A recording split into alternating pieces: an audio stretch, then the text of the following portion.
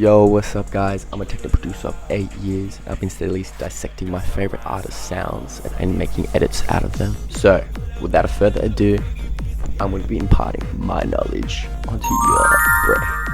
And hopefully, I can show you how to make edits just like your favorite artist too. Now today's case study, Bad Boombox.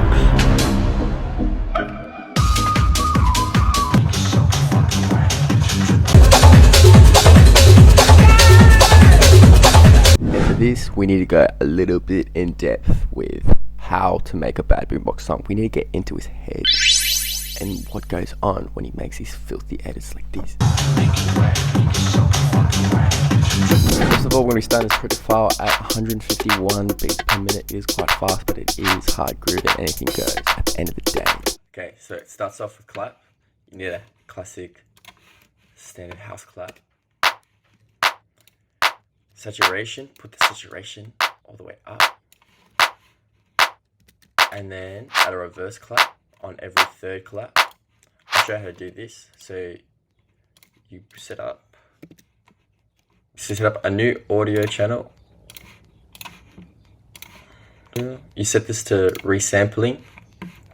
Set this to record. And then on your normal audio clap, you want to extend the decay on this and then just hit record and play. So now you've got the one that you need. I will take this out and I'll move this to the just before the third clap, reverse it, zoom in by holding command, then scroll wheel, and then put this about here. Yeah, like so. And then hit A to get out of automation mode. Put this on and then bump it up.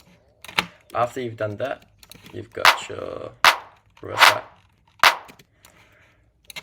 You highlight this area and then hit Command J or Control J if you're on Windows. And then you go into this, and that's consolidated that, and then you hit the loop button, and now you can play this out. So we hit the break clap, which is after every 8 bars at the end. You hit through this, and so it's just 4 quarter note bars that go. Very simple as well. Same thing, it's just a different kind of clap. And then our open hats. Set the decay quite short. You want it to be very punchy. Also some saturation on that, and then just limiting. You want it to be squished a little bit down before we start processing more. So -3 is okay. And then our close hats. So it's quite simple. But on the third bar we have a triplet, and then it gets back into it. Same thing, except I just found that I need to EQ this a little bit because it almost sounds like you're trying to cook the stove and you try to put something on the stove before it lights up. And then the crash, this is what I like to do. I just like to add a crash every 4 bars. Now into actually how to make a drum loop. So this is the drum rack that I have here. And it's just got a bunch of different bongos and percussive elements on this. This is so easy. This is a trick that I use all the time. So this is the original Pitbull drum loop. You can find any like percussive drum loop that you like. Use that as a inspiration.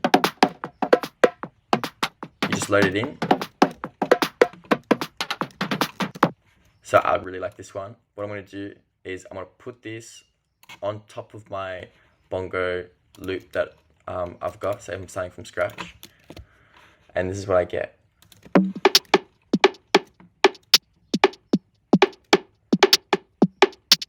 Which is really good at finding the transients of beats and reordering them. So what I'll do is I'll put this on where I want my bongo to be. So I can back there, and then I'll have like this one here, and see how it sounds.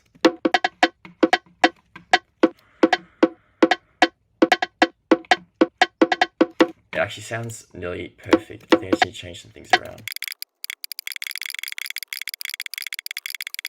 That's really perfect. So what I'll do is I'll hide them all, Command U to quantize them.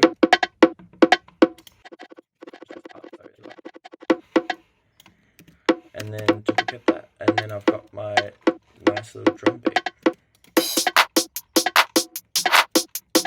Bars, as well as having those claps, I also just have a reverse sweep, which you can just find in any effects section and just reverse it up.